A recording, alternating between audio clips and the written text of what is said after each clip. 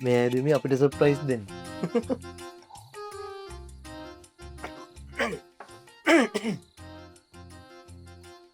වැව්මාලු අම්මා එල එල එල.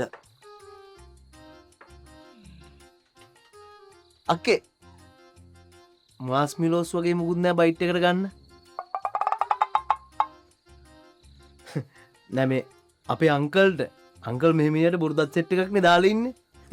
ඉතින් මේ මාළුවා නම් මනම් හපන්න බෑ. සෙට් එක පැත්තට යනවා. ඒක නිසා මෙයාට අර හටේ දිය වෙලා යන මොනවාරි තමයි සෙට් වෙන්නේ බයිට් එකට. එහෙම ප්‍රශ්නයක් නෑ ඩෝටර්. මූට ඕනේ තාත්තා වගේ ඉන්න මාව බයිට් එකට ගන්න. තාත්තා නෙවෙයි යාතා. අපේ තාත්තට ඔච්චර වයස නෑ. ඔය අපේ සීයාගේ වයස විතර.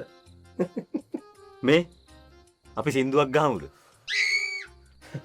සින්දු එකක් නෙවෙයි 100ක් වුණත් කියපම්මයි අම්මා. එකම සින්දුව කියන්න නැතුව හොඳේ. නේ?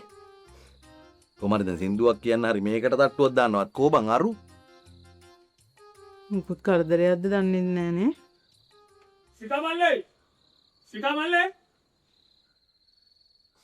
කවුද බං උඹ හොයාගෙන මෙහෙට ඇවිත් තියන්නේ? මෙහෙ ඉන්න මගේ යාළුවෙක්.